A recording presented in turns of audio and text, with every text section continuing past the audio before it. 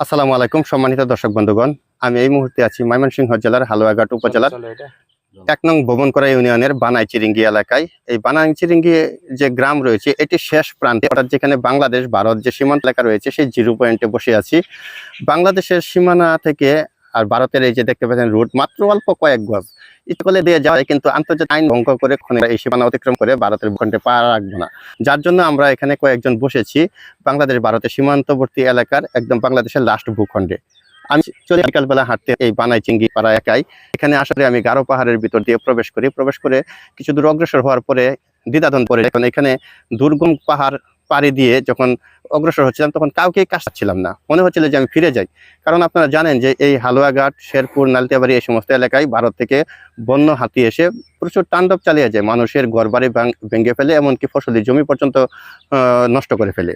তো ইতিমধ্যে আমি পেয়ে যাই এই মাঝখানে যে সেন্টু গেঞ্জি পরিহিত যে ভাই বসে আছে, ওনাকে জানতে পারি যে উনি এখানকার স্থানীয়।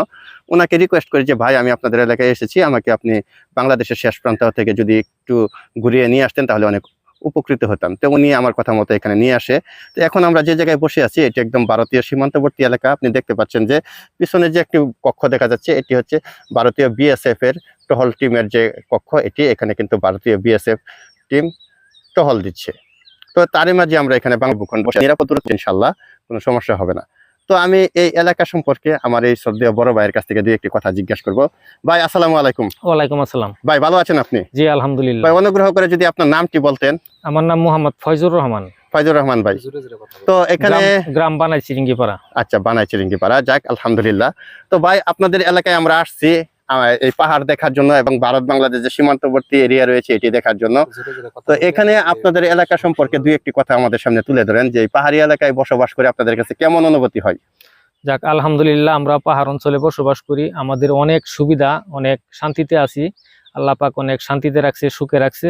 তবে আমাদের একটা জিনিসই কষ্ট, আমাদের বন্য হাতি আমাদের ফসলের আবাদি জমি নষ্ট করে খেয়ে ফেলে অগ্রাণ মাসে, বা যে এখন বুড়োর সিজন, বুড়ো ধান খেয়ে ফেলে। কিন্তু সরকার থেকে আমরা ওইরকম মানে হাতি তাড়ানোর জন্য ওইরকম কোনো কিছু অনুদান পাই নাই, পদক্ষেপ পাচ্ছেন না, তাই না? পদক্ষেপ পাচ্ছি না, যার জন্য হাতির সাথে আমাদের যুদ্ধ করে আবাদি ফসল আমাদের টিকায় রাখতে হয়। আমরা অনেক সময় পত্রিকা এবং ইলেকট্রনিক্স মিডিয়ার মাধ্যমে দেখতে পাই যে এই সমস্ত এলাকায় হাতির তাণ্ডবে অনেকে প্রাণ হারায়, অনেকে বাড়ি ঘর নষ্ট হয়, ফসলি জমি তো ক্ষয়ক্ষতি হয়।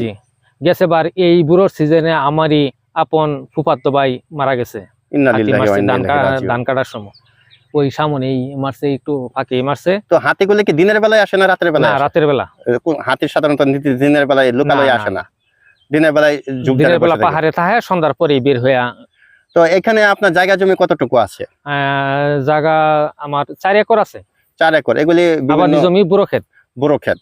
এখানে তো মূলত বুড়ো ক্ষেত দেখতে আসছিলাম আর কি। আচ্ছা আচ্ছা। তো এখানে এই ফসলের জমিতে কয়টা ফসল উৎপন্ন হয় বছরে? আমরা 2টা ফসল উৎপাদন করি বছরে, একটা বৈশাখ মাসে আর একটা অগ্রহায়ণ মাসে। অগ্রহায়ণ মাসে। তো বৈশাখ মাসে আপনাদের কাঠা প্রতি কতটুকু হয়? আমাদের কাঠা প্রতি 5% কাঠা, তো আমাদের কাঠা প্রতি 4 মণ ধান আসে। আর অগ্রহায়ণ মাসে? অগ্রহায়ণ মাসে কম আসে, 2-2.5 মণ 3 মণ আসে। যাক, এছাড়াও তো আপনারা বাজের ফসল যেমন সবজি চাষাবাদ, ভুট্টা বা শসা বা গম এই সমস্ত আবাদ করি আর কি। যাক, আপনাদের এলাকাটা ঘোরাঘুরি করে আমার কাছে অনেক ভালো লেগেছে। তাছাড়া আমি সীমান্তবর্তী এলাকাগুলিতে আমি বেশিরভাগ ভ্রমণ করে থাকি এবং এরকম ব্লগ তৈরি করে থাকি। আমার একটি ইউটিউব চ্যানেল রয়েছে গাগরা মিডিয়া, আপনারা ইনশাল্লাহ গাগরা মিডিয়ার সাথে থাকবেন।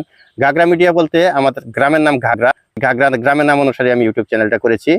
প্রিয় দর্শক, দেখতে পাচ্ছেন যে পিছন দিক দিয়ে দুটি গাড়ি চলে যাচ্ছে, এগুলি কিন্তু ভারতীয় গাড়ি, ভারতীয় রাস্তা দিয়ে চলাচল করছে। আমরা একদম ভারতীয় রাস্তার যে সীমান্তবর্তী এলাকায় রয়েছে এখানে বসে আছি, যার জন্য আমরা আপনাদেরকে ভারত বাংলাদেশের এই দৃশ্য দেখাতে চেষ্টা করছি।